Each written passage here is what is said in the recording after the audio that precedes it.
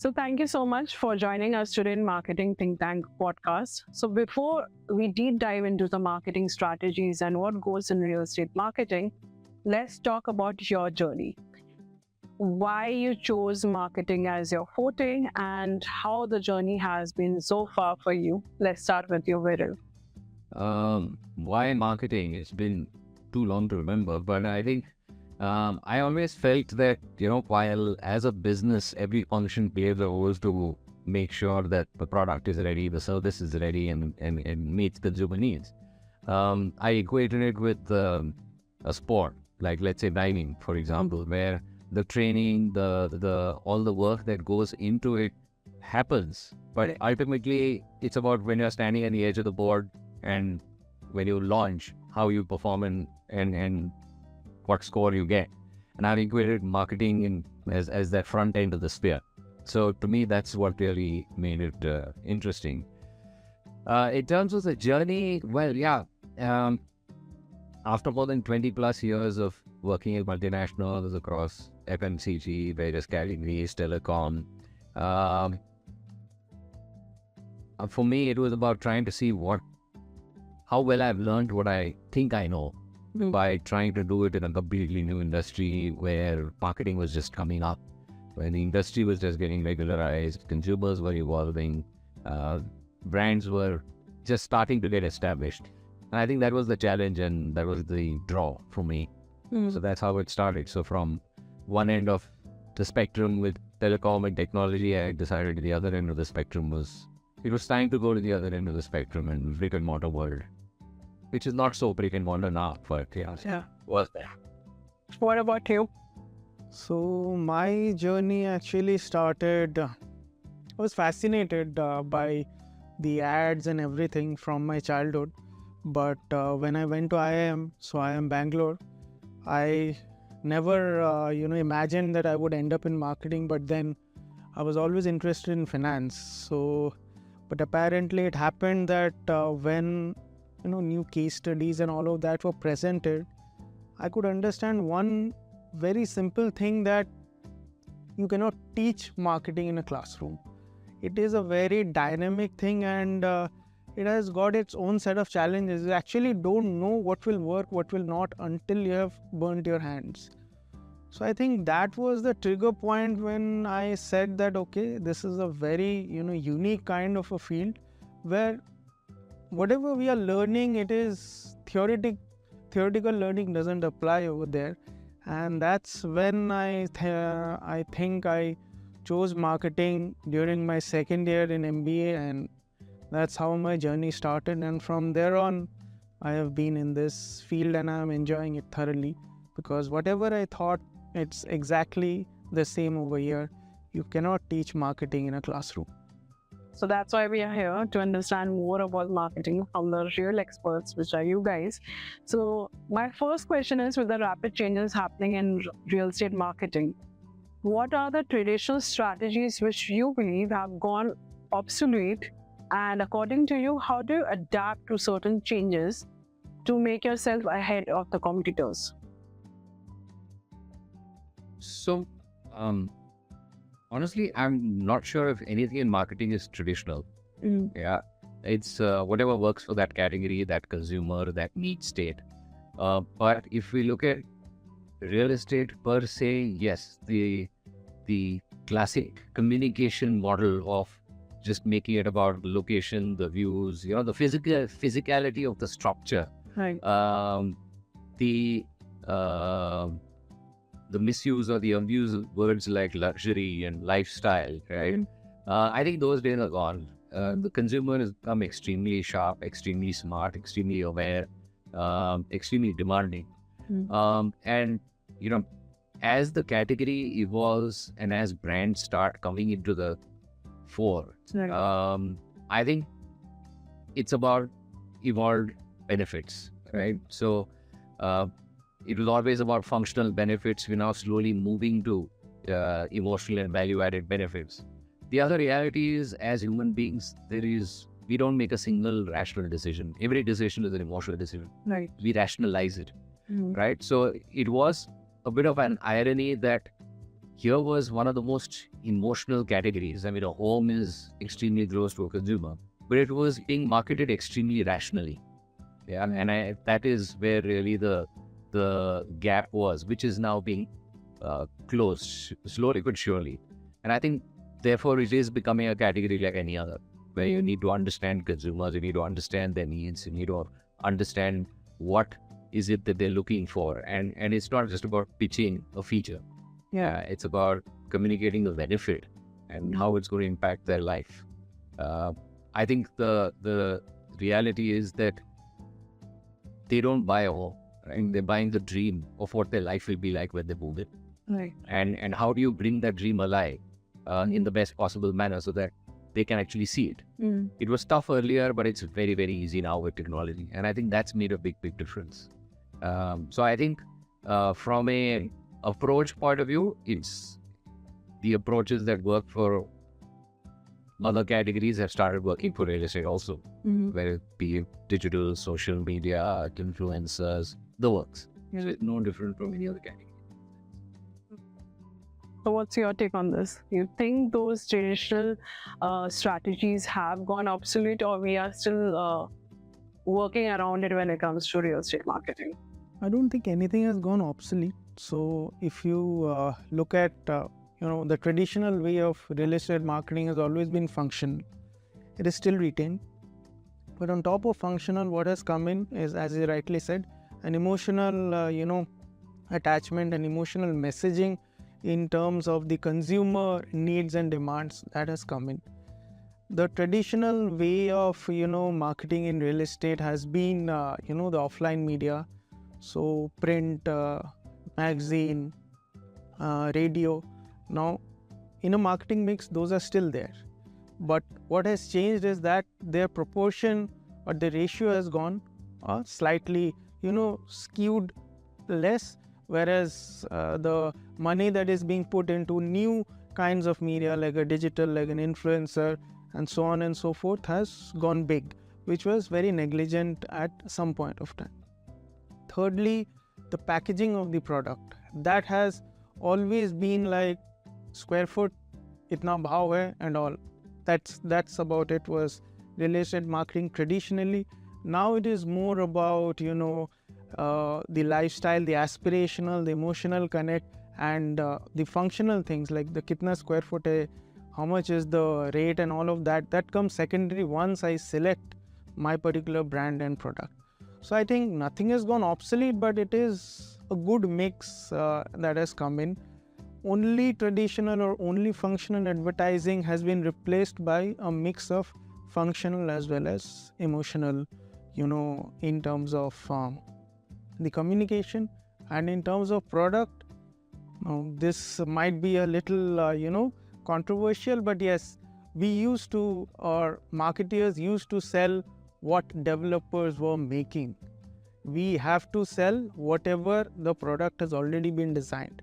Now we are actually putting our ears to the consumers and we are actually starting to design what the market needs are. So basically we are now going in the 4 P's of marketing. We are now more focused on the P, the first P. If that is correct, then all the other P's will actually become very easy for a marketeer. If the first P has gone wrong, then we might do any kind of advertising, any kind of money, but it will be very difficult to move that particular product. So interesting you said that, because my next question is about an honest answer from you guys. I'm sure you are noticing a marketing missteps happening in this industry. So according to you, what are those mistakes which are still being done, which the industry should consider of removing it, and you make sure that you are not taking those marketing missteps? I wouldn't say missteps or anything, but yes, there is a shift of understanding in terms of, there was a kind of thinking that only this works in real estate. मैंने जो बनाया है South Bombay में only luxury will sell. So if I talk of, because we are sitting in Bombay, I will talk of Bombay itself because everybody can relate to it. So South Bombay has been traditionally the luxury market, but then over time we have seen what has happened in South Bombay. So product in itself has evolved. It's no longer only about, luxury, big spaces, big ticket sizes, but then according to the demand, even in micro markets, the product itself has evolved. So that's one, I shouldn't say misstep, but yes, a traditional way and a very rigid way of thinking that has changed. यही बनाना है, इस market में यही चलेगा. That is no longer the case. There is a market for different kinds of product. You just have to keep your ears open what the consumer wants. So that's number one. And secondly, I think in terms of promotion and all of that, previously digital used to be a supporting medium. And that was the clear way of thinking, that digital is just a supporting medium. We have to be present. Even if we are not present in digital, it's okay, because our consumers are out there. They are not tech savvy, they are not digital enough, because the traditional home buyers were somewhere 45, 50 kind of an age bracket, and that was the thinking. But now the average age of the buyers has come down. They are very much tech savvy, they are very much interested, and they are always on the mobile. They are across mediums. So that's where the shift has happened. So it's not a misstep that used to happen. Over time, I think something that was being ignored for a longer period of time that has come into the foray. That's my take on it. Sure about you? So as a category that's starting to become a branded category from a commodity, right?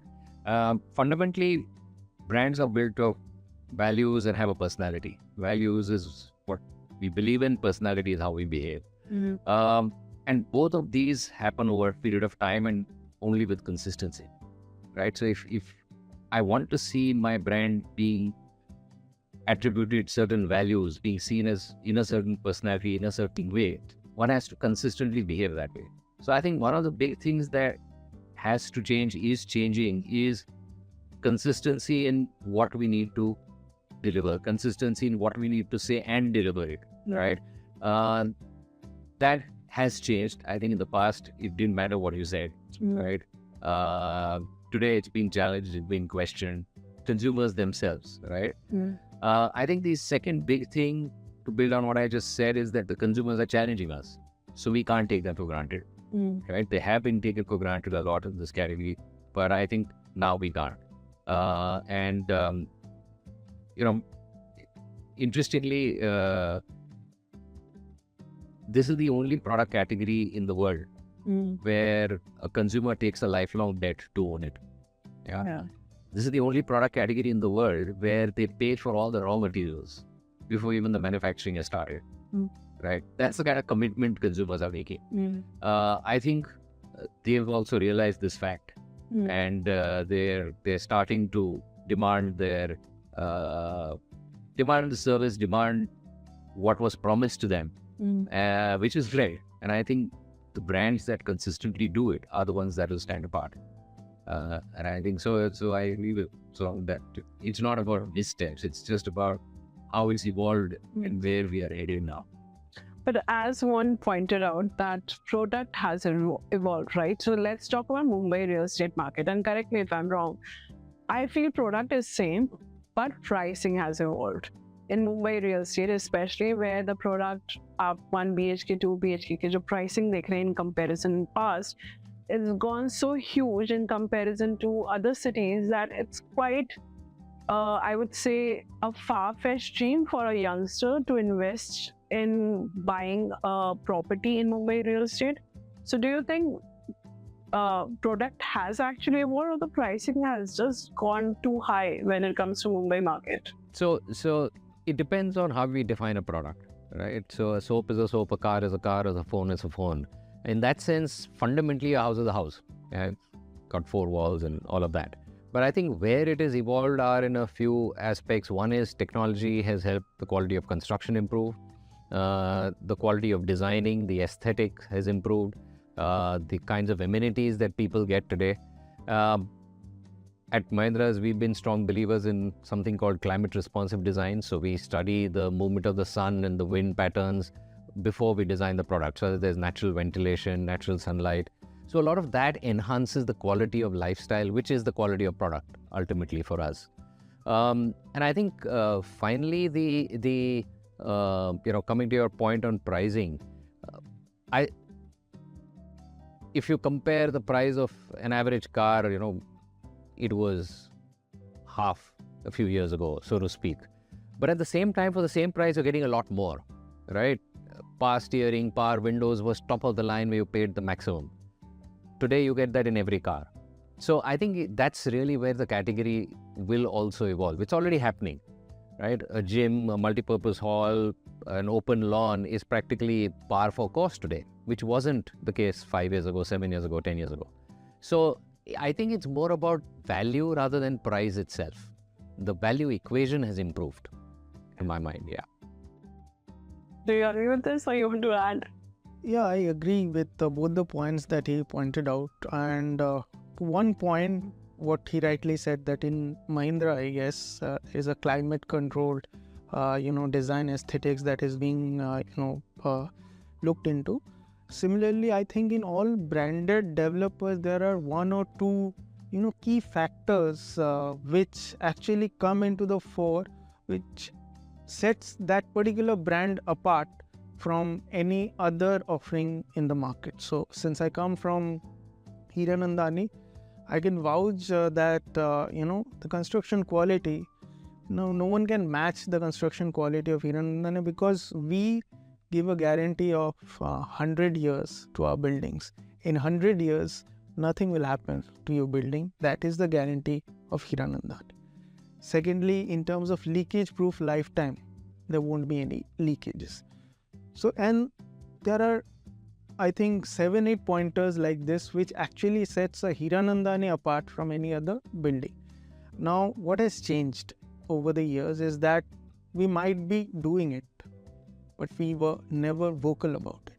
Now, the brands have started being vocal about it to create a niche space for the particular brand.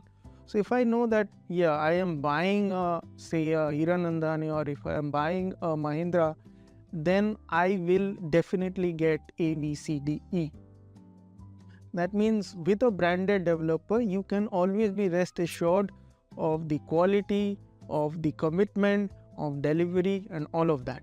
So I think that has actually been the highlight in the last, I think, 7-8 years post-RERA. Because post-RERA, if you see that the branded developers have actually taken the game, I think not a few notches higher, but many notches higher.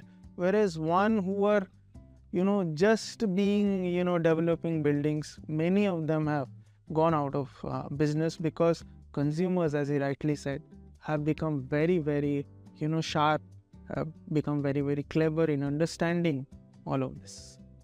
Also, we observe post-pandemic customers have understood why branded developers is more important than pricing की वजह से आप किसी और developer के साथ चले जाओ, because the possession you get, the promises are meant and everything. But the question lies in, now let's talk about marketing amenities, right? Everyone is marketing amenities in terms of, you will have a swimming pool, you have a tennis court, you will have basketball court. But does it really is important to market amenities, or do you think, because what I feel, every developer is marketing amenities by saying इस community में आपको 20 या 30 से ज़्यादा amenities मिलेगी. Do you really think it will capture the audience? Because I am trying to understand a customer insight from you directly. Because as a customer, when I see, for me, what matters is, of course, as you said, construction quality, how the guarantee will be given in terms of possession and everything. But do you really think amenities does create that kind of stir in terms of marketing your product? Let's start with you. So like I said, I mean, the insight we operate from is the fact that consumers don't buy a home, but the dream of what their life will be like, right, when they move in. And amenities are a part of that life. We can't get away from that. consumers' aspirations have increased across categories, right? And there's enough written now about how more mid-premium to premium products are selling across categories rather than the so-called value priced products. I think the key question to ask is, what is a purchase criteria? Rarely is an amenity a purchase criteria. All things being equal, yes, a certain amenity might tip the decision in the favor of A versus B, but that's provided all things are equal. First principles will still apply. The location, the kind of size of house they want, the kind of community they want to live in. I think those are the building blocks. Eventually, if completely equal offerings are there, then yes, amenities do start playing a role. But I don't think they are purchase criteria. I think they are signals of a lifestyle that a development offers, and they're treated as such. Rarely will somebody be willing to kind of actually commit to a certain project because of a certain amenity. I mean, I'm keeping apart things like golf course, etc., because that also would attract only the hardcore golfer. I'm sure a large percentage of people staying there don't even play golf. But yeah, so to my mind, they are not purchase criteria. They are probably what holds a veto vote, not veto vote, but the casting vote when everything is equal. That's the way we look at it. But more importantly, it's about the sync between the proposition and the amenities, right? If the benefit that the consumer is seeking, if I'm promising a certain kind of a lifestyle, but the amenities are completely, contrary to that, it can actually be a negative. But if the amenities, if I'm offering, let's say, a very nature-oriented living for the sake of discussion, right? And it has lush green lawns and so on and so forth, yes, it starts building that perception that what I am buying into is going to get delivered. I think that's the role that amenities play. So would you agree lifestyle sells when it comes to real estate marketing? So that's why we see newspaper like ads or hoardings having, of course, the building is there, but then you have mention of the family infinity pool, the lush green view, the ocean view. So you think that visual captures the audience, or it just adds in value to market the product? So lifestyle actually brings the audience to the table. An aspirational, thing. So suppose there is a very good visual of a person staring into an ocean view, and therefore you get attracted. Suppose you're not staying in a house which is like that and you aspire to own a house like that, I will definitely be interested to know more about the product. But as I think Viral rightly said, is that is never a primary decision maker. Yes, of course it is a decision maker, but the primary decision maker still remains the traditional things, which is location, which is the area of the house, price, and of course the construction quality, which is about the brand that he is buying into. And post everything fits into his thing, then I think the last bit, which is about the amenities, that comes into the mind, because at the end he is buying a home for an upgrade in the lifestyle, or say from moving from one kind of a life to a second kind of a life which he has dreamt of. If that actually fits that, okay, my dreams will be fulfilled, then of course that's what happens in real estate. Now, taking that analogy, now take any product category. So for example, even if it's a car, if it's a handbag, if it's a clothing, everyone sells a lifestyle. Everyone tells that, okay, if you own this bag, then you belong over here. Yeah. If you stay in this hotel, then you are actually, your one day or your vacation would be like this. So every product category is actually trying to upgrade your current lifestyle into the next level which you can think of. So similarly in real estate, yes, it's every marketeer actually, because at the end of the day, we are emotional beings. Anything that hits the right emotional chord, which will actually bring the consumer onto the table. And this is where you can actually hit the chord, I think, a little more easily by using these kinds of imagery, these kinds of communication. And I think that's the secret behind it. Okay, and so good you gave an example of like luxury back, how people create ad around it for you to get a certain lifestyle, right? So let's delve into a scenario for our audience to also understand how a strategic thinking goes behind when it comes to certain locations, certain projects. So let's say, and let's assume you have 3 residential projects. One is in Bandra for 10 crore, one is in Goregaon for 5 crore, and Thane 2 crore.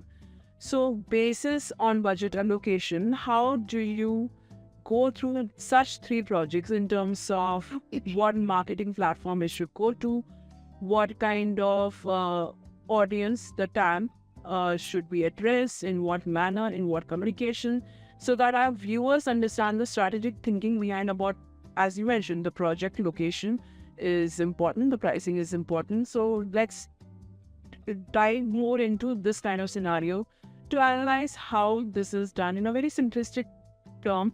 And just for a simple way for our audience to understand, let's consider marketing budget to be 100 rupees for each location. So how would you address it? Let's start with you.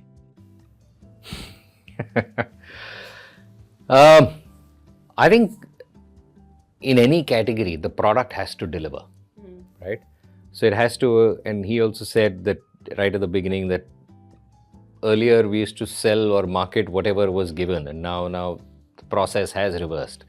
So it would start with first understanding the micro market, what kind of people are there, what kind of a geography it is, what's the kind of communities that live there, what's the kind of projects, what's the competitive nature of that micro market, what is already on offer. So it's about also identifying table stakes, right? Then you go back to what the brand is all about, right? And that becomes core. So for example, at least in Mahindra's, every function has a say in even the land that is acquired. So even marketing goes in and has a look at it before it's acquired, because like I said, if climate responsive design is crucial to our designing, but if the land parcel is, surrounded by 70-story buildings, it's not going to be possible, right? So you go back to the brand and what the fundamental value system of the brand is and how that is going to get delivered in that micro market. I think there is a lot of benchmarking that happens. The basics don't change, right? Location, the area of the house, the layout, and so on and so forth. Therefore, product benchmarking happens, and then one starts issuing a design brief. For us, starting with a consumer proposition, consumer insights and the proposition is important. So you start developing that in parallel, and so that the benefit is delivered by the product. So like I was saying earlier, if it's a nature-oriented proposition, then you have to plan for that kind of landscaping, those kinds of amenities and so on and so forth. So the product development and the proposition have to go hand in hand, and that's something that happens through the process. I think from a marketing point of view, it depends. Like I said, you said Bandra, Goregaon, Thane, right? Bandra is a redevelopment market. It's not a brownfield, greenfield market like a Thane. Actually, Goregaon is also largely a redevelopment market, but there may be a few opportunities. So that does determine the kind of communication, the kind of marketing that needs to be done. Thane might need a more aggressive approach. Bandra, given the price points that one is talking about, needs a more targeted approach. Goregaon might be a bit of both. Yeah. So it depends on where it's being positioned. Again, you've given the price point of 2 crore in Thane, but if I look at it and I say, okay, if it's on Pokhran Road and I want to develop a really luxurious property that may be worth 5 crores, which is not so expensive in Thane now, but let's say 7 crores, right? The kind of approach that may be needed is the same as Bandra, a very targeted one, digitally intensive and so on and so forth. So I think the mix will be a function of the proposition, the product, and who you're talking to. So there's no standard template as such. Yes, there is, right at the beginning, someone mentioned that there is the role that offline, that outdoor plays. We are a very hyper-local business. Yeah. And bulk of the business does come from within 5-7 square kilometer radius of a project. So therefore, things like outdoor, etc. will still play a role.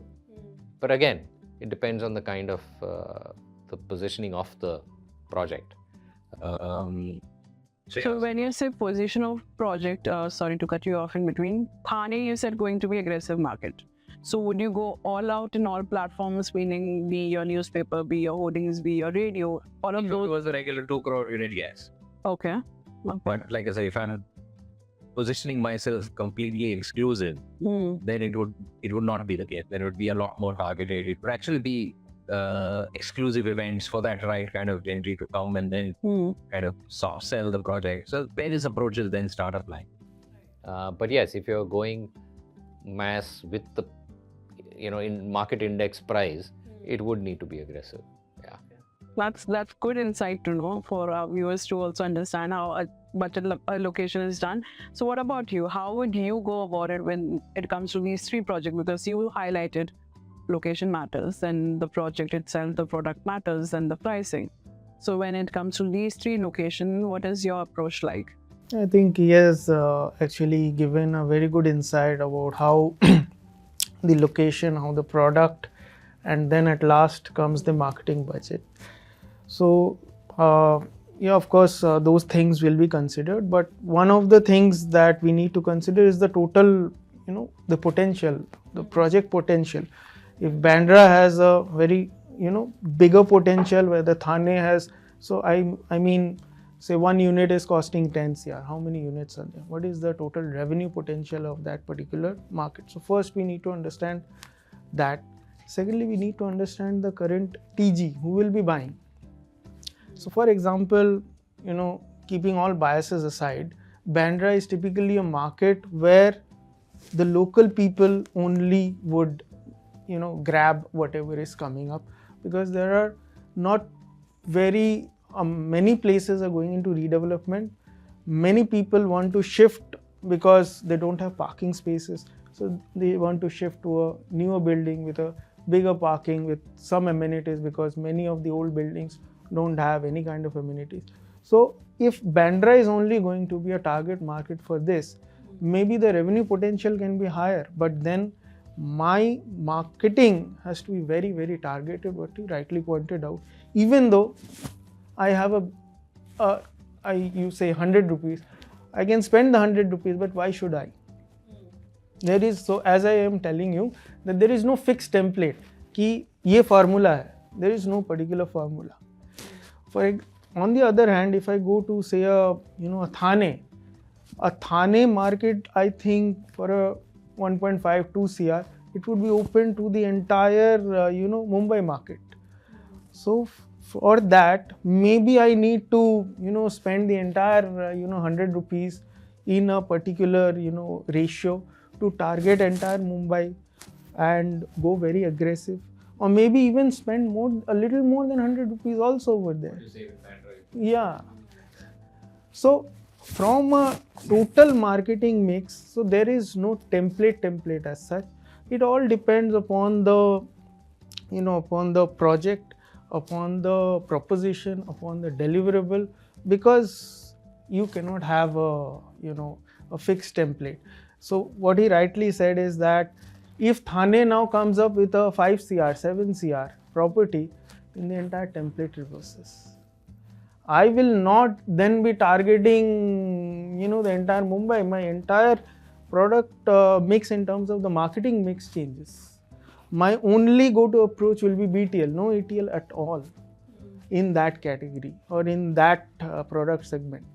because there is no point reaching the entire Mumbai for something which I think only a few, in not less than 1% can afford. So I should rather reach out to them, and I need to have a clear understanding that what are the avenues for reaching out to that less than 1% category who can afford and who will be interested in that kind of a product category, say in a Thane or whatever the market. It's market agnostic basically. So the approach is not related to markets or anything, it is related to the product and the proposition. Even in Bandra, if something is of interest to entire Mumbai, then the approach that we are, the aggressive approach that we are taking up in Thane, we might be able to, put it in, say, do the same for a Bandra project. For example, I'll give you a very small example. Lower Parel was, I think 10 years before, was only considered as a market which is for a ticket size of 4 CR upwards. The entire market has changed. There has been so many, sub 2 CR properties that are coming up over there. Something has changed, the dynamics have changed. And so the marketing of that kind of a property has also changed. Now people who are, suppose there were some people who are always aspiring to move into South Bombay, but they couldn't afford at any point of time. Now they can, and therefore the marketing for that product might as well reach that particular person who is staying in a, say, a far suburb, compared to a traditional marketing approach for a, say, a Lower Parel market where we were only targeting people in South Bombay. So depending on the product and the proposition, the entire marketing mix changes. There is no set formula you cannot have, because if you put it in a formula, then you might as well put robots. No, but the scenario which I mentioned and the way you both answered, now I'm curious to know, because you both are representing big brands, right, in real estate. And the way you have answered the scenario, it makes me think that of course, it depends on the product, but there's going to be a tough competition, right, with other big branded players, because the way you are answering based on product, if the similar competitor of yours will come up with that kind of product and pushing in that market in the same manner, कि अगर थाने में push करना है, we have to go all out and aggressive. So how the marketing game would change, or would I say be more innovative in terms of giving competition to your competitor? My point is, what I have noticed, you both are coming up with the solution. It depends on the location. That every brand must be thinking, going out with the budget allocation, right? So how do you compete with that? So again, it's like in any other category. It's what is your point of differentiation, and how does that point of differentiation build on your strengths? So I'll give you an example of a project we launched in East Pune, right? A very competitive market. Lots of large players there, much stronger than us, because that was a new market for us. That micro market, East Pune, was a new market for us. We decided to play on our strengths. So we said, okay, if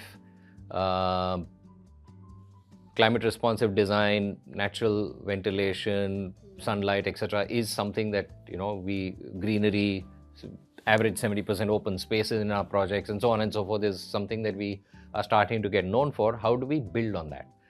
So something that, and going back to the earlier conversation, projects with much larger amenities and so on and so forth. So there was no way we could take them head on, right? So we said, okay, what do? We decided to build on our strength and actually offer competitive homes with really large decks, right? So you're not compromising on the space of the home, but in addition to a regular balcony, you have an extra large balcony. And we decided to build on that because of the proposition that we had, and that fit quite well.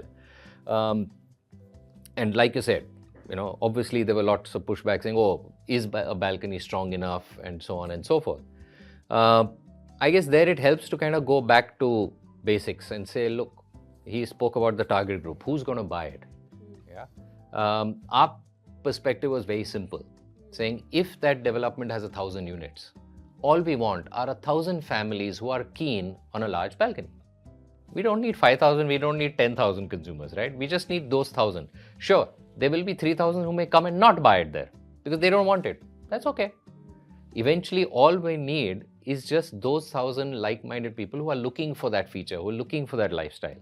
And I think that's the focus that one has to maintain. Because I think if one tries to keep up and do, matching amenity to amenity, feature to feature, it's a losing battle. I think one has to look at a point of differentiation that builds on the brand strengths and then stay true to that. You want to add on this point? Yeah, so I want to, we cannot generalize a thing, so I just want to give one example. So we have our township project in Hiranandani, Fortune City, it's in Panvel.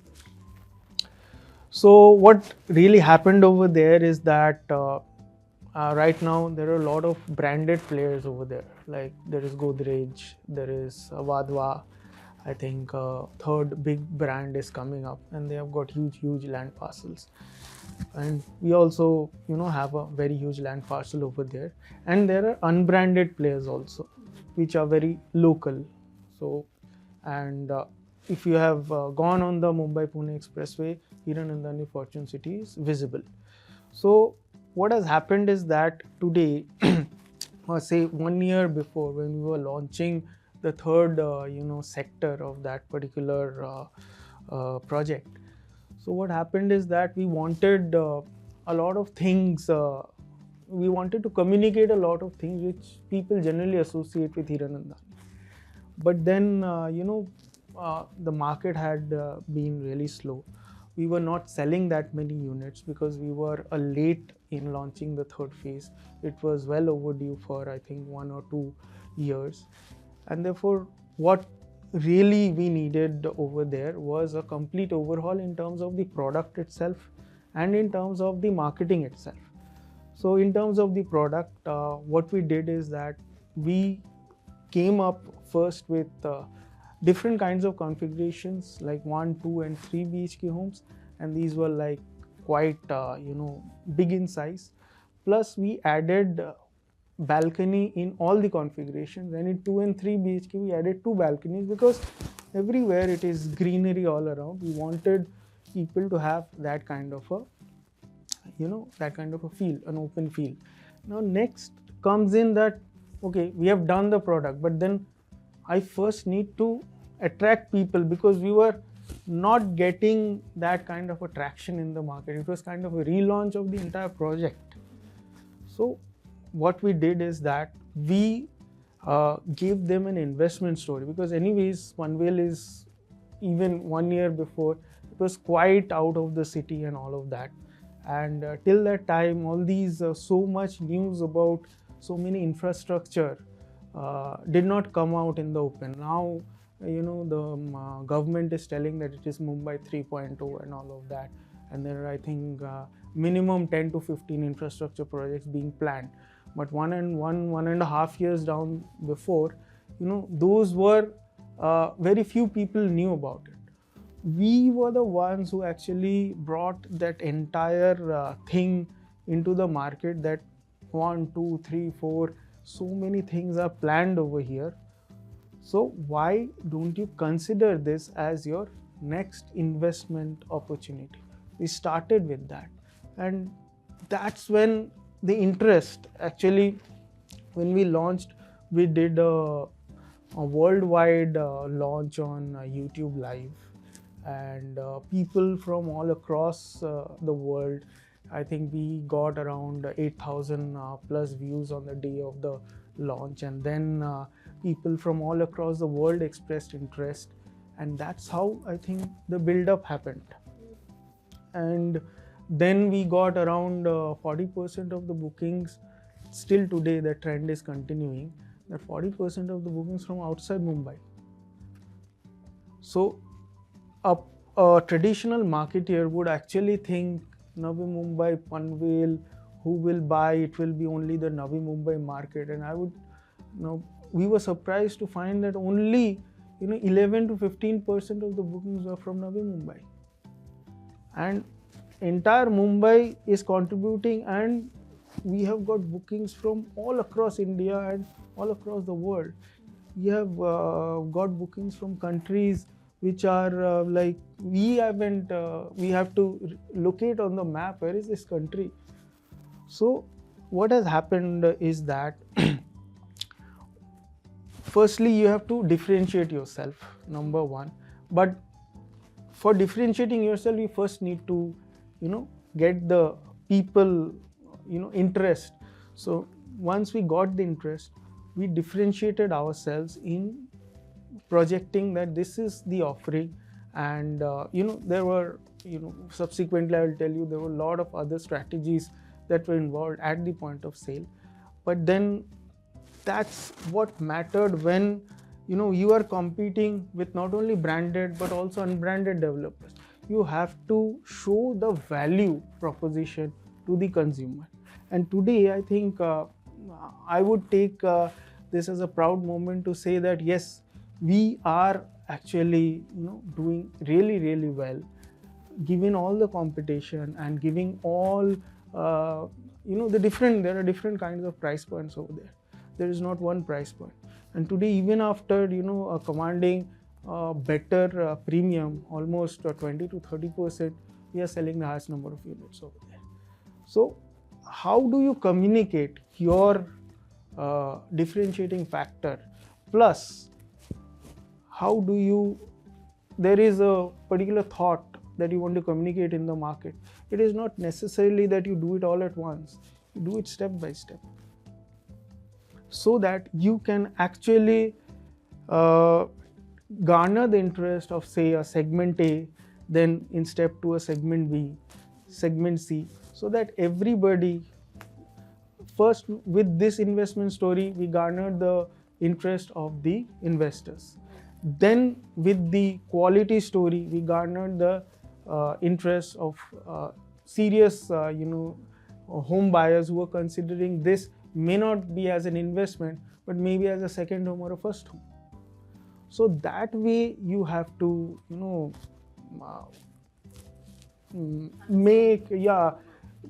understand the market and maybe get your communications in line with the particular thought process that you want to communicate into the market. So I think that is one thing. It has been a learning experience for me also, because we were not really sure. The project was not garnering that much attention, and it was a complete turnaround in 1.5 years. So that was a real learning and an eye-opener for us, that this also can be done. It's a good example you quoted of Panvel, because yes, after relaunch we saw a lot of traction coming in. But before that, what went wrong? Because there are times the marketing campaigns can go wrong. There are times when you need to relaunch and understand what went wrong in the beginning to address the market in a different way. So when it comes to that, in terms of when marketing campaigns go wrong, in terms of your communication or in terms of not targeting the right audience, how do you revisit? What are the steps? And how do you understand where are the weaknesses in your campaign where you could have done it better? And what kind of tools does it help for you to understand when you make such mistakes? So I think firstly it's about a detailed root cause analysis, right? Because it is the most expensive purchase any consumer makes in their life, and therefore every little bit of pricing leverage matters. So it could be as simple as nothing is wrong with your project, but you have a new launch next door where the value equation is much better, right? So I think the first step is doing that root cause analysis to make sure what really is happening in the market. And I think that then leads to different steps. So we've, right from just tweaking our proposition and focusing on understanding why consumers are buying, identifying that, and then refocusing the campaign on that, so that the same success formula applies to others, right from something as small to actually redesigning the next phase of a project because a certain inventory just wasn't moving and we need to redesign and come up with the right kind of product mix that would work with them. So it's a spectrum of, you know, what could be the issue and therefore how does one work on it. But yeah, honestly, if the analysis showed that there's a problem internal to us and the project and the mix, I think that's an easier solve. The bigger challenge is when there's nothing wrong with your offering, but it's just some competitor who's come up with something a lot better, which is attracting consumers. That does become a tougher battle. Then how do you address that? I mean, again, it depends on what is it. If it's, you know, is it an inventory thing? What is your leverage? I think I go back to saying, so as humans, our tendency is to keep trying to build or cover up our weaknesses. I think we undermine the power in building on your strengths. And I think that's what we tend to focus on. We try to focus on, which is look at what is our strength and build on that. And focus even more and double down on that and see how that can be communicated stronger, that can be made to experience it even better. Because like I said, you know, at the end of the day, we just want those 500, 800, 1,000, 1,200 consumers, depending on the size of the project, who are open to that messaging, who want that in their home. But yes, it does pay to focus a lot more, sharpen your message, sharpen your proposition, and build on what the strength is. So tell me, in 2024, we noticed subvention scheme has come back in marketing, especially in Mumbai real estate, right? Buy now, pay later. Is it because of oversupply, or is it because the marketing campaign went wrong in the first place? So now this is another way to attract home buyers. See, from my experience, yes, subvention schemes have always attracted home buyers, because if I actually analyze the buyer segment in real estate, I think 60% or more would be a kind of a buyer who are not exposed to real estate at any point of time. They might be, you know, from different industries and all of that. So then, say they don't really understand the nuances of the subvention scheme, whether it is a bank subvention, whether it is a developer subvention. Yeah, developer subvention, anybody would jump, but then you need to understand what are the nuances of it. Am I benefiting? Am I losing? Who is paying the interest on my behalf? Is the loan in my name? Is it in developer's name? It is in somebody else's name. So subvention, if you know, for audience, it is a tri-party agreement. If the bank is involved, if the bank is not involved, then it is a two-party agreement between the buyer and the developer. In a developer subvention scheme, basically if it is a 20-80, then the developer gets only 20%. He has to wait till he hands over the building to the buyer, then he gets 80%. It's a win-win situation, clearly from a buyer perspective. But then the developer is actually taking a very, very big risk, because he has to complete entire 100% of the work by getting only 20%. And then if, for example, something goes wrong, then you are not getting your home at the end of the day. So that is the pros and cons of a developer subvention scheme. Whereas a bank subvention scheme, it's a tri-party agreement, and in the tri-party agreement, the developer stands to not lose anything. It's a win-win for the developer. But then if for some kind of a problem, some unforeseen circumstances, if the project is delayed or something happens, then the CIBIL score and everything that can go wrong with the consumer goes wrong. So all said and done, so firstly, a consumer has to understand what exactly is the subvention scheme, who is paying what. So this is kind of a little tricky for a non-real estate person or a non-finance person to understand all of this, number one. And secondly, these subvention schemes have always come back into the market. It has always worked in terms of attracting the clients. For example, if I take our our township projects, Hiranandani Gardens, Powai, there are a lot of subvention schemes that we have been running. But yes, are people buying in those subvention schemes? That's a question. They come by seeing that. But ultimately, now see, a developer will never try to absorb the cost. Whether it is a developer subvention scheme, if you are going for a CLP, which is a construction linked payment, and the pricing is 100 rupees, then for a 2080, the pricing is not going to be 100 rupees. It is going to be 130 rupees maybe, or 140 rupees, because you are adding the cost into the pricing. Similarly, even in case of bank subvention scheme, there will be some mathematical calculations that will be built into it. So people come, and then when they see that, okay, fine, the 100 rupees product I have to pay 130, then maybe they will back out and they will still go for the CLP.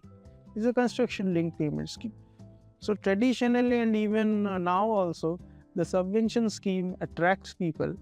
Walk-ins happen, interest is generated, but then booking is something which is still a very, very, a questionable thing, depending upon the person's finances, depending upon his understanding, his ability to understand the nuances of the subvention scheme. So we've hardly seen bookings in subvention. So if there are 100 deals that are happening and 100 people have come in because of the subvention, I think only 10, maybe maximum 15 will go for the subvention scheme. The rest, 90 or 85 will still go for CLP. That has been my observation. So is it appropriate to say there's supply of, demand, or oversupply of, I would say, products to capture the audience, to get quick maybe purchases to be done? I'll just say desperation leads people on to take strange natures, right? See, this is subvention schemes, and in the earlier days when seen Mercedes car with this and that, those are all hangovers of when this was a commodity, right? As a branded category, any brand worth its salt is not really going to discount the brand willingly so much, with the financial implications that he just spoke of, right? And he's absolutely right. No developer is going to sell at a loss. Eventually, it's not buy now, pay later. Buy now, pay more later. So, which is not right, because at the end of the day, if a brand is not going to be transparent and tell the consumers what they are gaining, but what they are losing also, which most don't, it anyway leads to post-purchase dissonance. It leads to breakdown of trust, and eventually the brand suffers. So either one does it in complete transparency, in which case, like you said, you'll have walk-ins but not many bookings, and therefore it's not really going to help. Or one focuses on what the brand is all about, what is it that consumers are buying. Focus on the value equation, not the price. Right? I think that's the only way to consistently succeed in the market. Sure, there'll be ups and downs. Every category has its ups and downs, but that doesn't mean one lets go of what's core to the brand and what we want the brand to stand for. So these days, people are heavily dependent now on data analytics. People are talking data about everything when it comes to commercial, residential. But has it been ever that where you have relied on data and that data has gone wrong when it comes to your targeted audience or the marketing campaigns? And if it has, how do you come back and rectify that? Yeah, so we have been, so 2 years back, we rehashed our entire system to capture as many demographic and psychographic information as we can at the time of booking. So we capture information like, of course, location. Where is he staying right now? Is he staying right now on rent or not? What is his mother tongue? From where exactly is his origin? If he is not from Bombay, then what is exactly his hometown? Then, whether he is financing the particular purchase on his own or whether he is taking a loan, how much percent loan is he taking. So all of this data analytics actually comes in handy or has come in handy in the last 2 years, because we made it mandatory. Without this information in Hiranandani, you cannot enter. Nobody, like the site heads, cannot enter a booking. You have to have those information with you, because otherwise the system won't accept it, and all this has to be filled. Now, where we use this particular data, it has come in handy, number one, in understanding whether we need to go out of Mumbai in terms of taking a product, say whether I need to market it in Pune, if there is a strong connection Pune, whether I market it to Delhi NCR or not. Even in Mumbai, where I need to do it. If the majority of the consumers who are on rent are actually buying this particular property, then maybe I need to tweak that particular communication. Now, coming back to your question, yes, whether the data analytics has ever gone wrong, I would say, yeah, 1 or 2 times. So, what happened is our last launch during, we launched 3 buildings. So out of the sector has 9 buildings. The Panvel project I'm talking about, that particular sector, which is around 15 acres, that has 9 buildings, and we launched the first 3 buildings, and we were very confident, because from a certain data point that we had maintained previously before this particular sector had come in, that there is a demand for smaller size apartment, given the fact that there is a lot of MIDCs and all of that in the vicinity. And we first designed at least 2 full buildings of 1 BHK. But when we launched the first 3 buildings, we reserved the other 6 that don't put it, we will see the response of this particular thing, and then we will come back, and thank God we did that. The 2 BHKs and the 3 BHKs moved, and the 2 BHKs started moving in Jodi. So basically our perception that in the previous sector people had brought in studio also. People had brought in 1 BHK in large numbers, and that particular thought process, when you apply it to the new sector, now that was a few years back, and now we are talking about, say, 1.5 years from now, right? The entire market has actually changed. Now people are no longer, because the COVID actually changed people's perception. They want bigger spaces. They don't want, they don't want to live in cramped up spaces. And our thought process that people from in and around the vicinity who are working in a lot of industrial units over there would actually buy over here, that particular thing had also gone wrong. Because as I told you, we got bookings from all across Mumbai, and from Navi Mumbai we got only 9%, 15% of the bookings.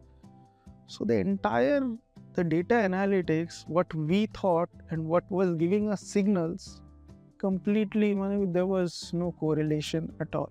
So it completely turned 180 degree, and we really had to then change our product in the next phase, the next launch.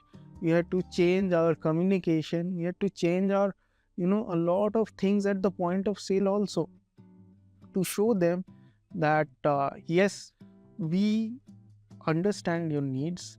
And initially we did not even plan for Jodi apartments, but we made a provision. But now, since we got so good response for the Jodis, we have a touch screen. We don't have any physical.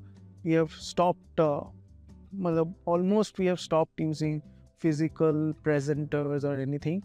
We have a digital touch screen presentation at all our sites, and in that we have started developing the Jodi plans. I can actually show the Jodi plan, how it will look.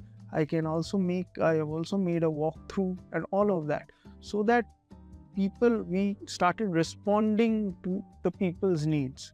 And then, this thing took off. So yes, data actually gives you a perspective, but it may not always give you the right perspective, because with time, maybe within a year's time, the data might actually change.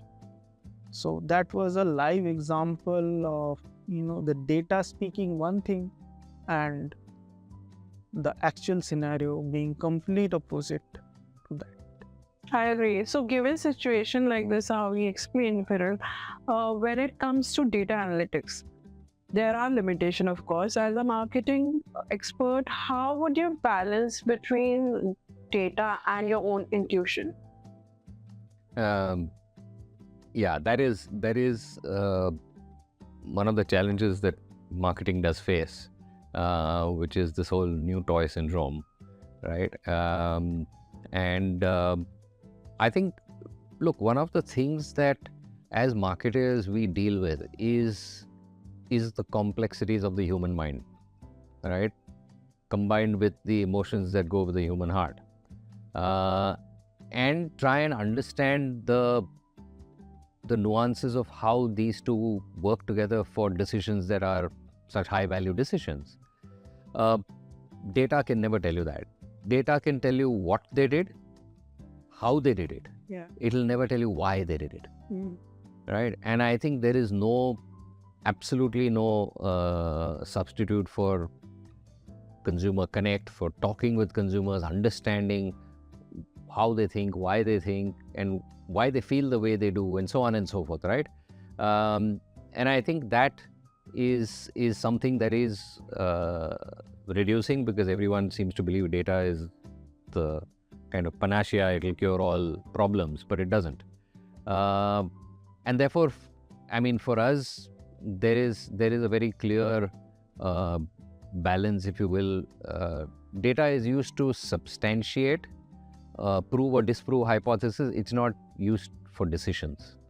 I mean, there are certain decisions that data allows you to make, but when you're talking about what the insight is, what is the consumer need, what should be the proposition, etc., data can only tell you later whether that is true or not. Yeah, but I don't think from a marketing point of view it should replace consumer understanding and digging deeper for insights. Yeah. Would you agree with this statement? Yeah, kind of. But Kind of.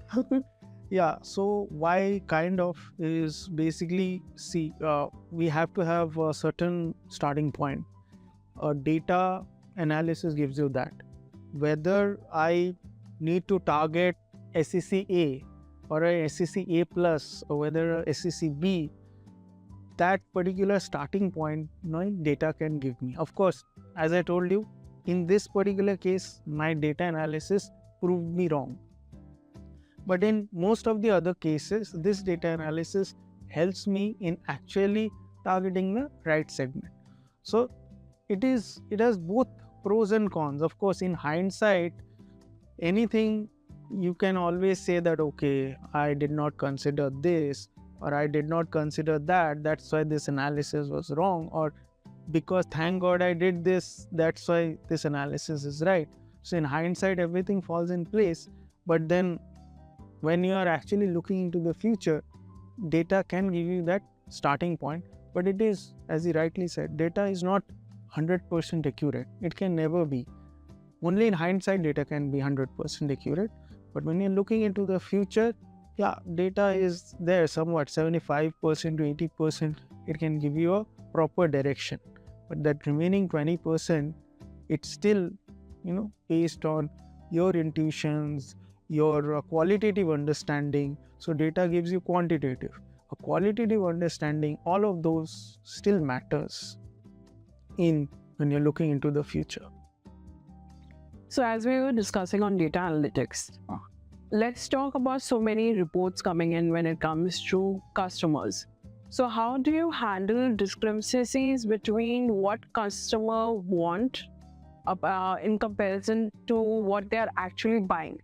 Because we are seeing a lot of reports, okay, customer wants this ultra high luxury apartments and people are talking about in building, but when it comes to selling or when it comes to actual purchase, we get to know customers do not want that kind of price criteria. But I'll give an example. So how do you handle such discrepancies when it comes to what customers want and what actually they purchase? Starting with you, Viral.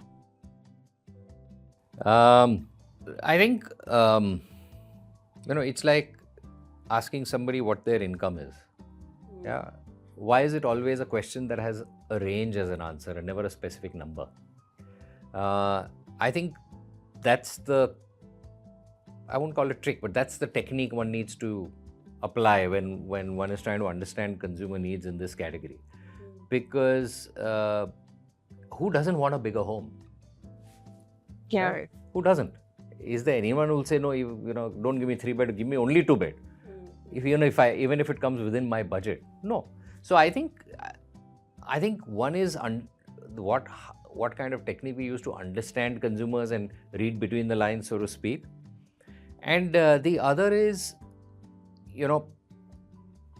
other than real segment changes like ultra luxury or luxury and so on and so forth, the advantage we have in our category that most developments go from 2-bed to 4-bed or 1-bed to 3-bed, or they have a range. Yeah. And various typologies if it's a large development. So invariably, while the aspiration may be for a certain lifestyle, they get the lifestyle as part of that development, but they may not really go for that size of home, for example.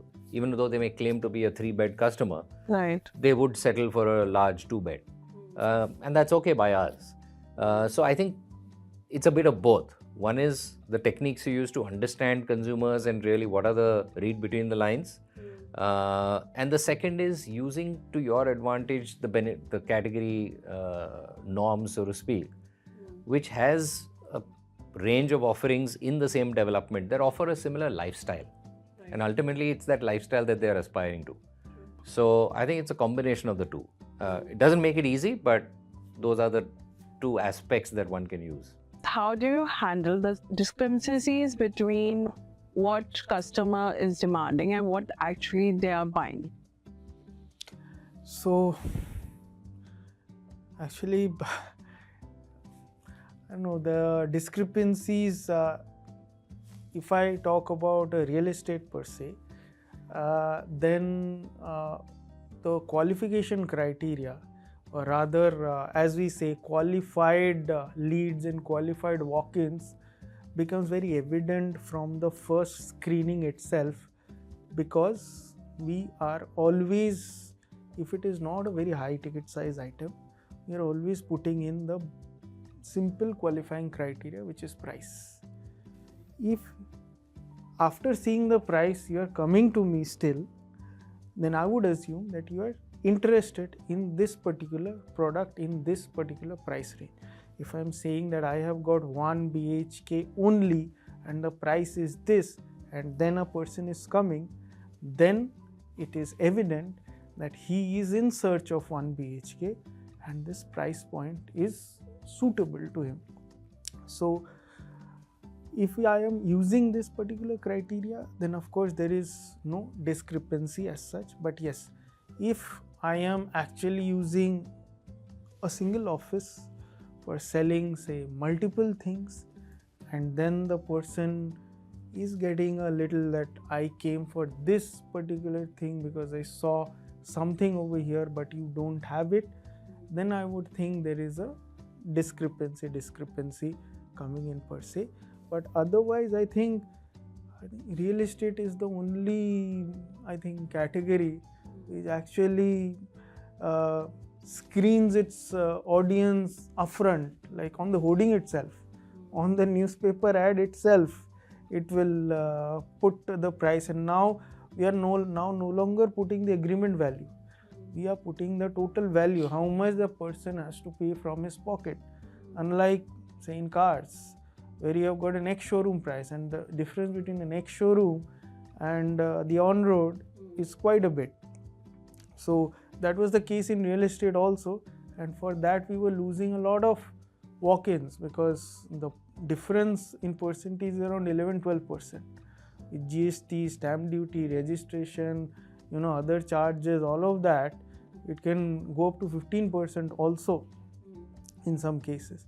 So that 15% is a huge amount. It is make or break for anybody. If I'm seeing that it's a 1 CR property and then I go and you ask me to pay 1 crore 15 lakhs, and it becomes, I can't stretch that much. So I think, in real estate, the discrepancies are much lesser in terms of the screening factor, because we are screening the clients at the first stage, and on the main pointer, which is pricing, which I think very less industries would do. Even say a luxury bag or something, they never reveal the price. They would rather reveal the price at point of sale after giving you maybe a half an hour or 1 hour presentation or something like that. Then only they will reveal the price. But in real estate, at least in not the super luxury category, it is quite evident. So discrepancies, I think, would be a little less over here compared to customer expectations versus what we are offering. So let me tweak the question. My question would be then, what are the current emerging marketing trends that you feel are overhyped, and what exact grounded strategies do you prioritize compared to these overhyped marketing trends? Very, very nice question. So I think one overhyped tool now currently happening is AI. It is too much overhyped because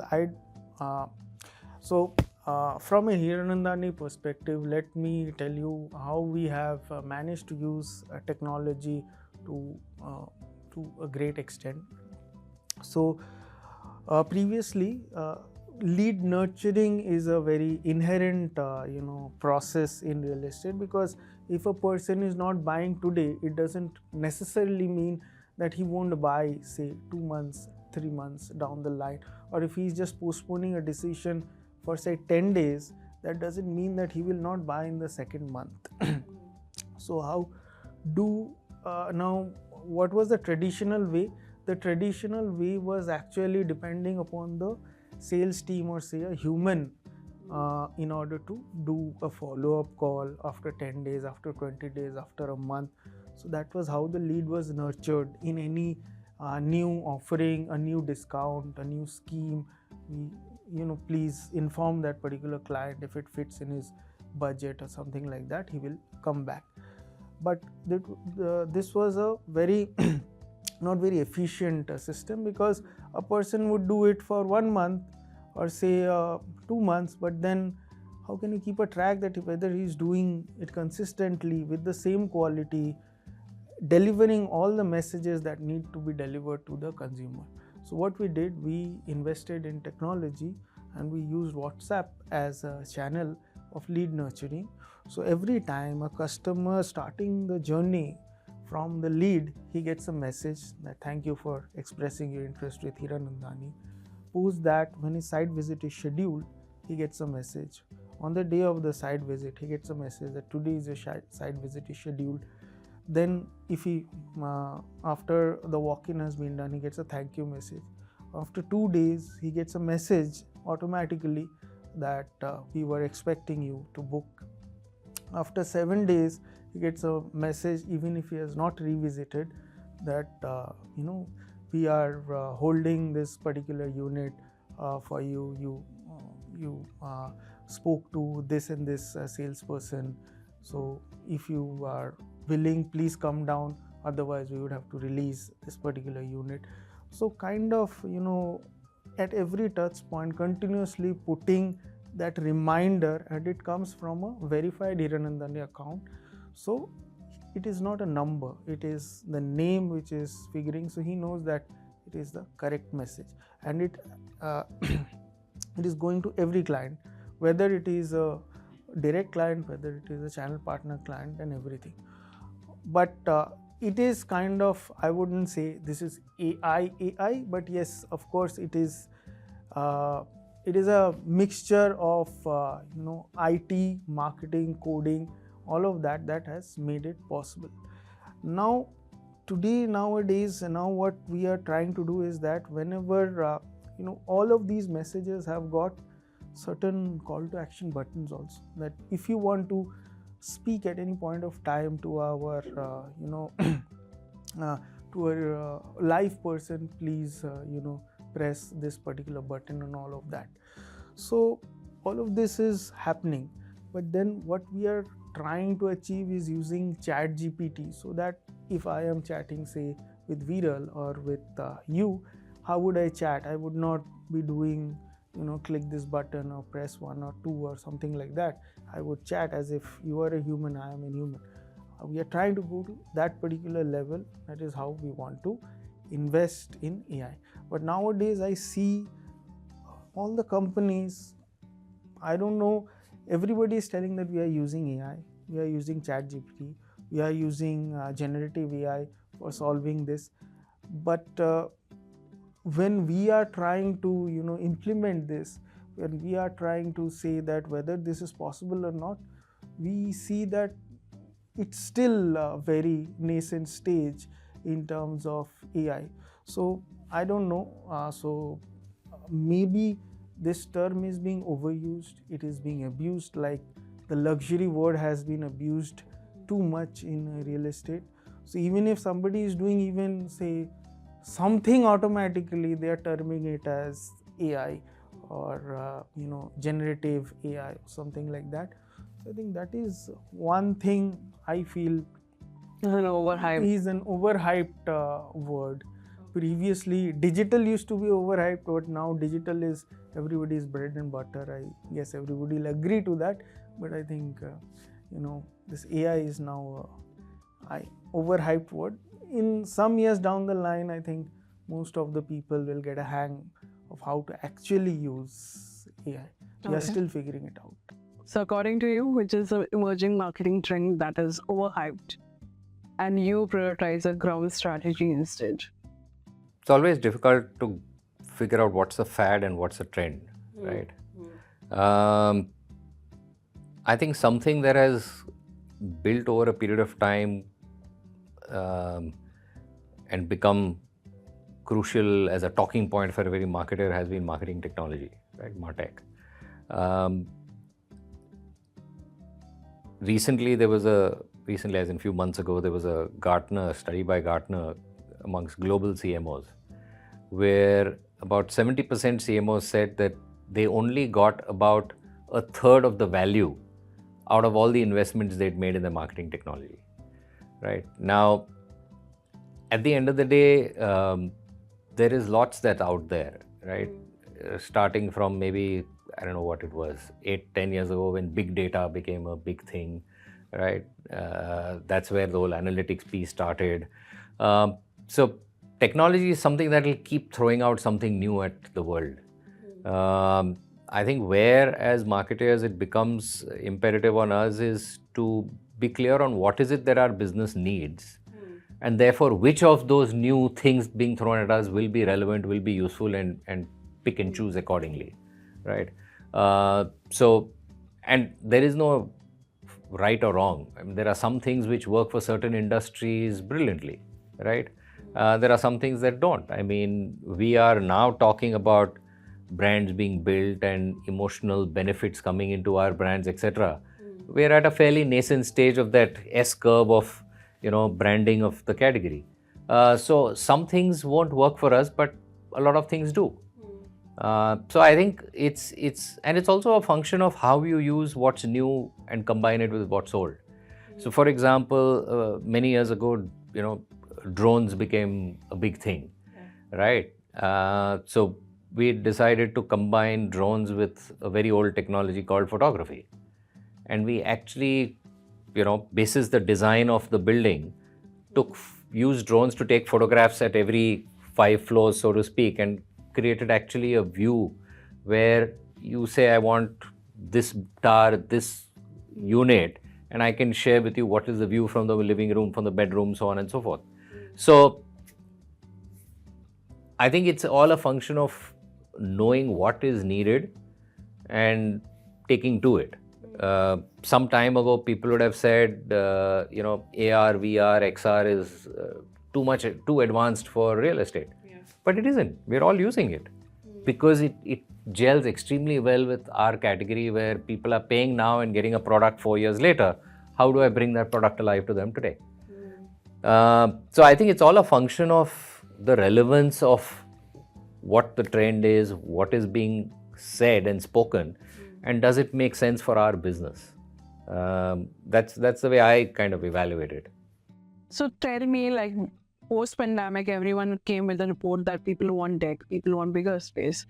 Then in this 2024-23, people started talking about people want ultra-luxury apartments. People do not want affordable homes. They want bigger homes, bigger aspiration is their lifestyle and everything. Right after post-election, now results are out. Government has put in more money in PMAY. Now the discussion is affordable homes hone chahiye and all of that. So when such noise and talks happen, where do you feel that you should not overcommit to this noise, and where should there be a line? Because you know the customer, you are understanding customer, but then these reports come in. So where do you draw the line? More than drawing the line, I'd say it starts first with what is your business strategy? What's your business goal and how do you want to deliver that, right? So something that we've stated publicly is that we want to grow 5x in the next 5 years. Now, if I'm going to grow 5x, do I want to take the approach where I'm creating infrastructure and an organization of the size and scale that's going to sell an average price of 75 lakh rupee homes? Can I afford that? What's going to be the profitability of that kind of a business model? Vis-a-vis where I say, no, we need to go up the value chain and sell homes only worth 2-3 crores and create a business around that kind of an approach. Is that going to be viable? Right? So I think it starts more with that, because if one wants to grow 5x in 5 years, you can't create or grow the company resources to that extent also. And that's what will happen if we continue selling only affordable homes. So I think it starts first with that. The second is, in line with that, where is the opportunity? And what do I need to do to tap into that opportunity? So is the opportunity in ultra luxurious, as you call it, right? Again, that needs a very different skill set. That needs a very different organization setup, the capabilities, etc., etc. So I think it stems from there. And then one picks and chooses and decides which conversation we want to be a part of.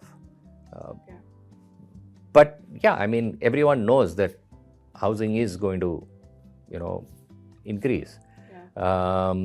In fact, 70% of the built urban infrastructure, built environment needed in 2050 is yet to be built. 70%. So there's a huge amount that's got to be done. So therefore, we have, I'd say, the benefit of picking and choosing. That's great. What about you? No, I think so. With the government once again coming back to power, the sentiments are very positive. You have seen the stock market rally and all of that. Plus, real estate is very cyclical. If you look at the last 20 years, it has gone through at least, if I'm not wrong, 3 cycles. It has already gone. So starting from 2000 to somewhere around 2006, it was a very big rally, and then with the Lehman Brothers crash and all of that, it went on a back foot for 2 years, and then it rebounded once again, and that rally went on till I think 2013, 2014.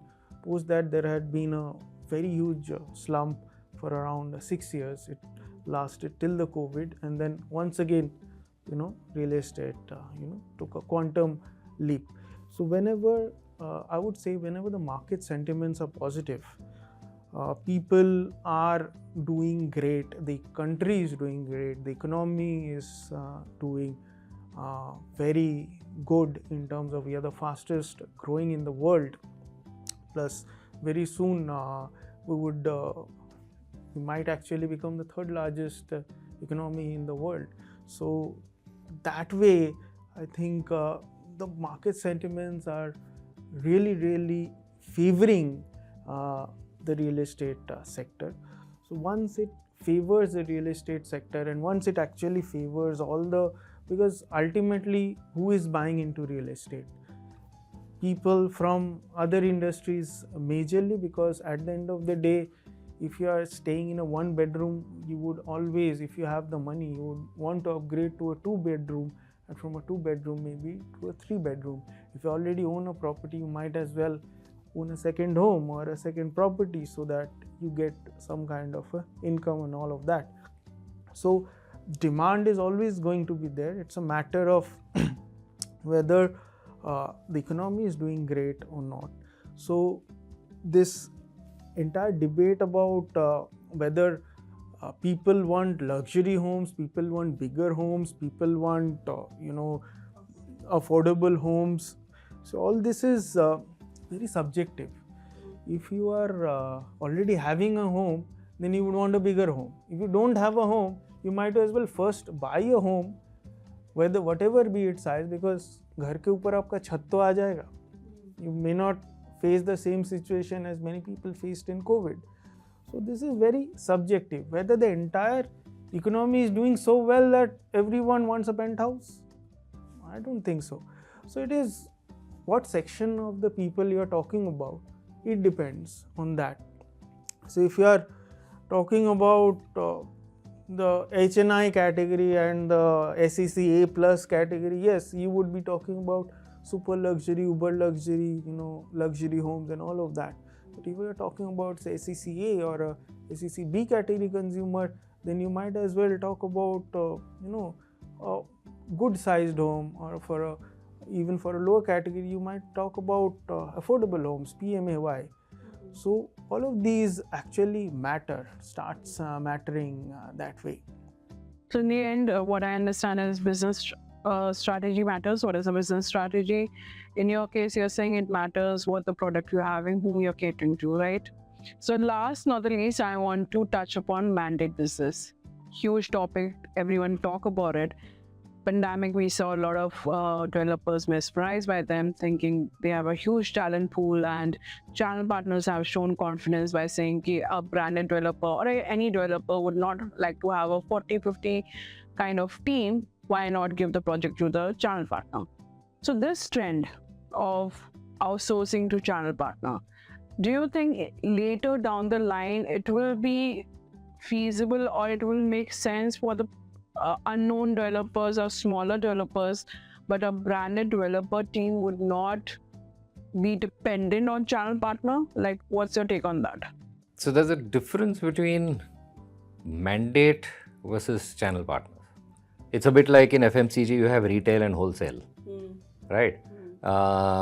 If I don't want to create my physical infrastructure of distributor system, etc., I use the wholesale system to reach my products down below.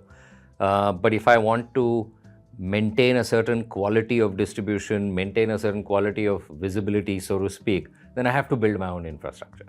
I think it's something similar, which is if we want to ensure a quality of experience, if we want to ensure a certain quality of consumer who comes to us, one has to build those relationships with channel partners and do the hard work.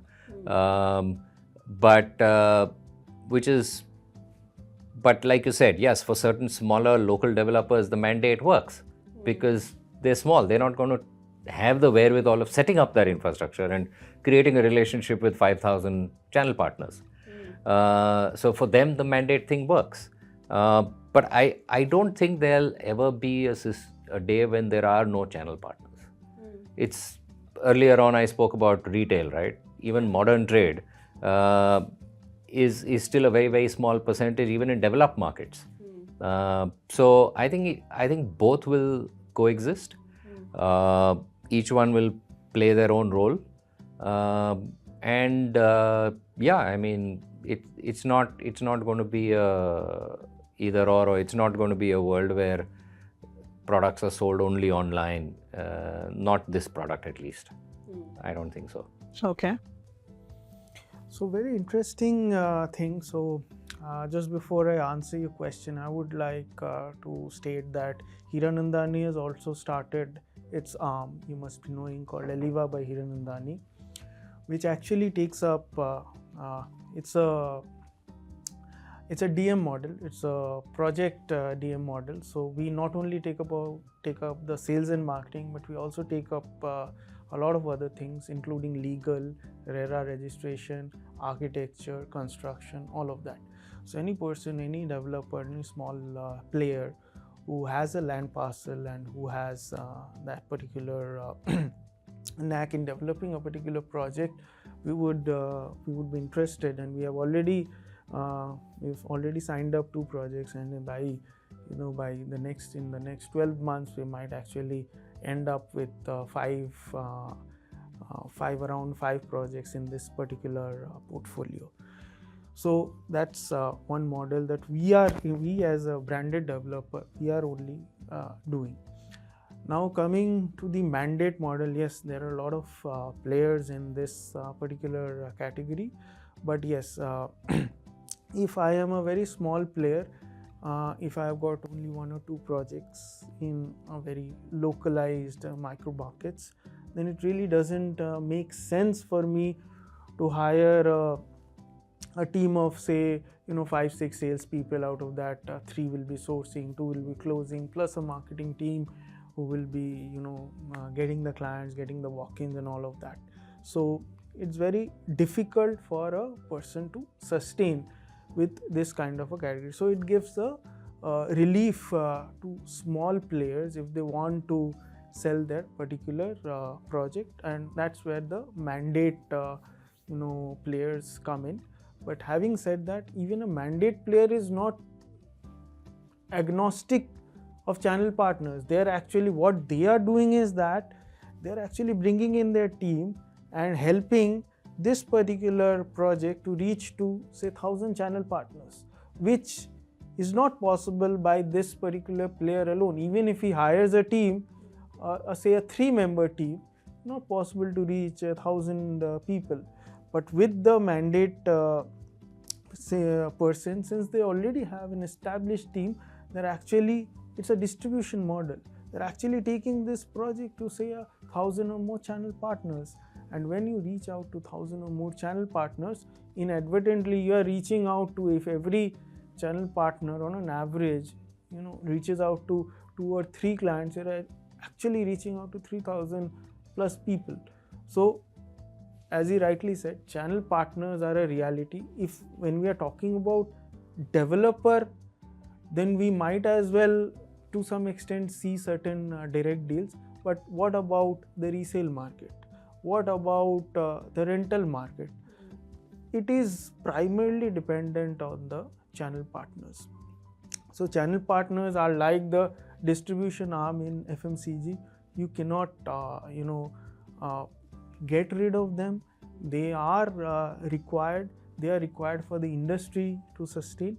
And yes, mandate, it's evolved. It's just started only, I think, some 5-6 years before. Many people have come in. Even in these 5-6 years, a few have already also shut shop. Yeah. So it's not a it's not a very easy business, I would say. You come, you do, and you sell. You cannot sell any product. As a mandate, firm can take up any product, but can they sell anything? It's not easy. Otherwise, why would say a Mahindra or Hiranandani or say other projects would sell, or why they would actually invest in creating this ecosystem if every product started selling? So it's a very difficult business, because we started our conversation by saying that consumers have become very smart. They are not falling for the functional thing at a lower cost and all of that anymore. They want value for money, and value can only be brought in by the branded players. So it is a very challenging environment also for the mandate players if they have to sell anything and everything. So that's why they might be successful in, say, X number of projects, but they will also fail in Y number of projects if they don't do the due diligence, because we do the due diligence, as he said, at the at the land buying level. So if they don't do the due diligence at the basic level, then they are also going to suffer setbacks, and if they suffer too many setbacks, then it's a end of the road for many of them. So that's why they also need to apply the due diligence, just as developers are applying the due diligence before taking up a project. They also need to apply, because they are only doing sales and marketing, so they also need to apply that. And from an Alibaba Hiranandani perspective, we are doing a lot of due diligence before we say yes to any particular project. So our hit ratio is somewhere, if 50 people are approaching us, we are saying yes to even less than 3. So because real estate is a cash intensive, cash flow business, if you are not selling and collecting the money, you won't be able to survive even for a year. So It would be interesting to see down the line branded developers coming with their own mandate business vertical. But coming to that, I'll end this with a fun round. Quick questions, quick answers, no pauses, no thinking too much. So let's begin with that, yeah? So that our viewers get to know a bit of personal side of you, yeah? So we'll start with Viral. If you could live in any of the properties your company has developed, which one would you choose and why? That's easy. There's a project we have in Gurgaon called Luminar, for the simple reason that just the area of it has wraparound balconies, and just the area of the balcony is equal to a 3 BHK in Bombay. Wow. And yeah, the location, the space, the design of that, I choose that. Nice. What about you? I would choose Adonia and Hiranandani Gardens. Massive property, super luxurious, views are awesome. Any day, like I would choose that. So if you were not in real estate marketing, what career would have you pursued? If I was not in real estate, if I was not in marketing, I started my career with defense. I would have ended up in defense. Wow. Okay. What about you? I would have stayed with technology. Technology in what? So before real estate, I was in technology marketing, so I would have stayed there. Okay. So imagine you have an unlimited budget for a marketing campaign. What wild out of the box idea would you love to execute? Well, I think some of it we've already done. I mean, we had the first launch of a real estate project in the metaverse. We had the first ever some 600 drones used for the launch of that project with a live show and all of that. So we've already done some crazy stuff.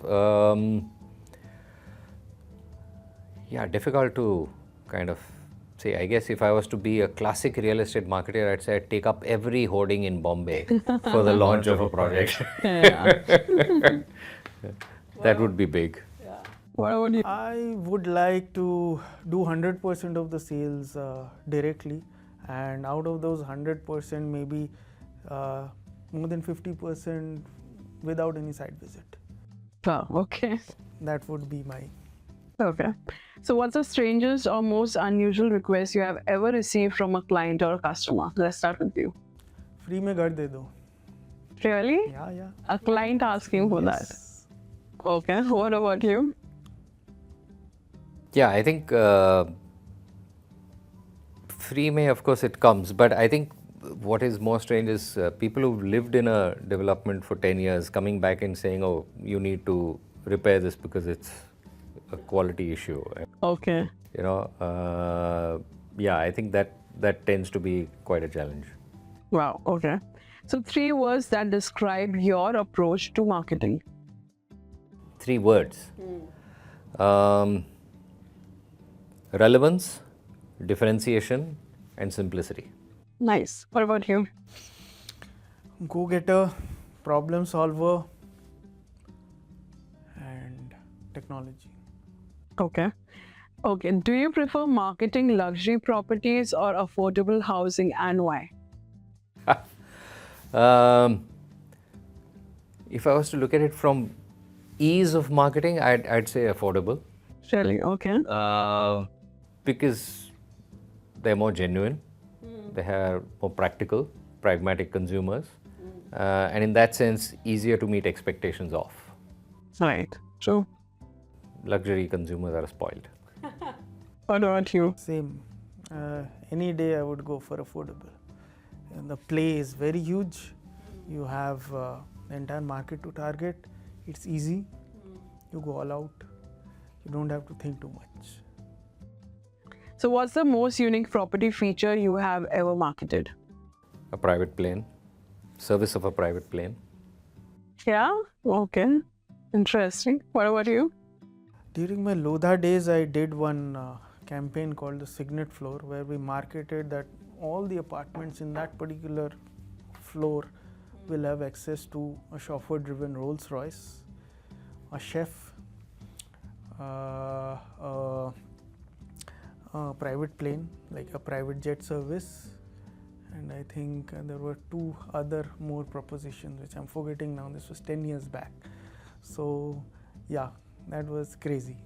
I feel like ये round मुझे पहले करना चाहिए था to get such anecdote. But quickly, which real estate trend you think is overhyped and over, more not required? I know you have mentioned AI, but if No, it's required, but right now in today's context, it is a little overhyped. In coming years, maybe we'll get much more clarity, because many of the people are still grappling to understand what AI it is is capable yeah. of. What about you? I don't think there's any real estate specific marketing trend that's overhyped, honestly. Really? Yeah. So, what is a marketing trend you will think will make a comeback?